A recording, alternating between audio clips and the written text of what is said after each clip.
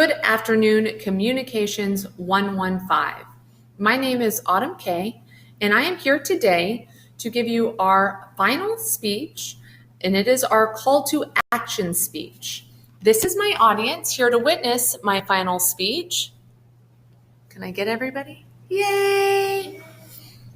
I have also created a PowerPoint for visuals that will be on the discussion board in reference to my call to action speech.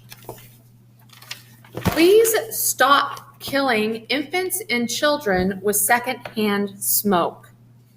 Do the English care more about their children than Americans?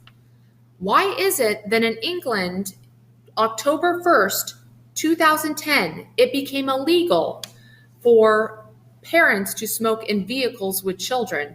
Although it is not illegal in America and only looked down on, it seems illogical that Americans wouldn't make this illegal.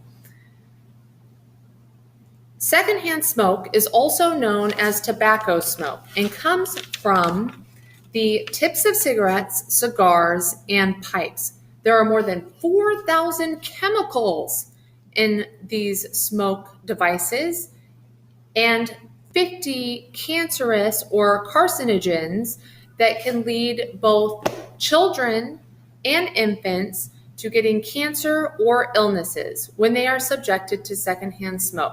The problem is parents who are not selfish or do not contain enough selflessness enough to stop, or they're addicted to this nicotine, continue to smoke in cars with children.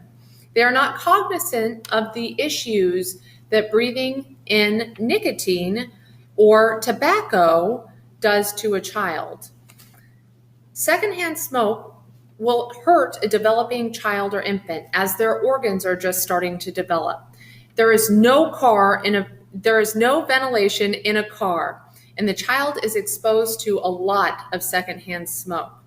According to healthychildren.org, if you smoke or are in the vicinity of a smoker, you may or may not get ill. It can lead pregnant women to susceptible miscarriages, a baby with lower birth weight, sudden infant death syndrome, and a child who may have issues with attention span or attention deficit disorder. The health risks go up the longer a pregnant woman smokes or is exposed to smoke. Quitting anytime during pregnancy helps. Of course, the sooner the better. All pregnant women should stay away from secondhand smoke and ask smokers not to smoke around them. There are multiple solutions to the detriment of a child's lungs in relation to being in the vicinity of secondhand smoke. For both the parents and the child, it is important that the parent not smoke in the car with children. If a parent is that addicted to tobacco and nicotine and cannot quit, indeed there is still some hope, as they can smoke outside and away from the child, in a vicinity away from the child. This does not mean that it is appropriate to roll down the windows while you're in your car and smoke. Still not okay. The child is still subjected to secondhand smoke. But since a car is not ventilated correctly, it still hurts them even if the windows are rolled down, pretty much. It would be best if parents scheduled appointments prior or after to transporting or driving their children around to smoke. Again, away from the child. Don't go outside next to a baby carriage and have a cigarette. Realistically, it should be separate from the child, where the child isn't breathing in or inhaling or exhaling using their respiratory system and breathing in those carcinogens. The Center for Disease and Control, U.S. Department of Health and Human Services, American Academy of Pediatrics Task Force on Sudden Death in Infant Syndrome reported in 2016 that secondhand smoke causes numerous health problems in children. These health problems are more severe and frequent and cause respiratory issues, ear infections, and sudden infant death syndrome. Smoking during pregnancies results in more than 1,000 infant deaths annually. Secondhand smoke in adults can include coronary issues, heart disease, and stroke. If parents choose to subside from smoking, not only will that increase the likelihood of being healthy for the parent and the child, but it can save money. A parent smoking in their vehicle can tragically attribute to a death of a child.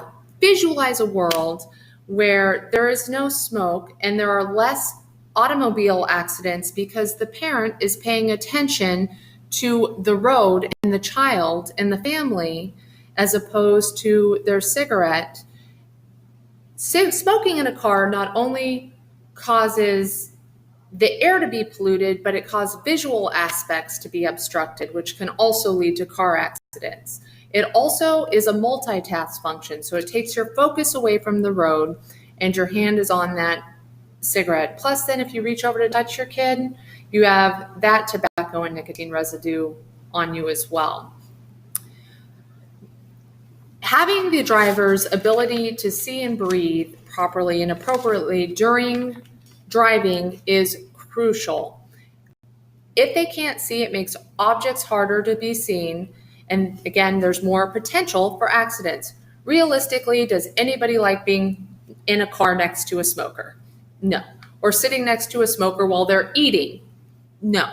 It's gross. It makes your food taste gross. Put yourself in a child's shoes. The child has no control. They're children.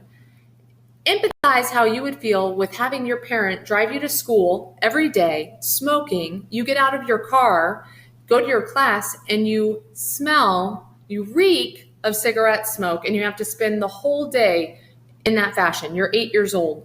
You don't know any better. You get picked on. You feel gross. Kids don't have the control. So as adults, have the control to not smoke with your children in the car.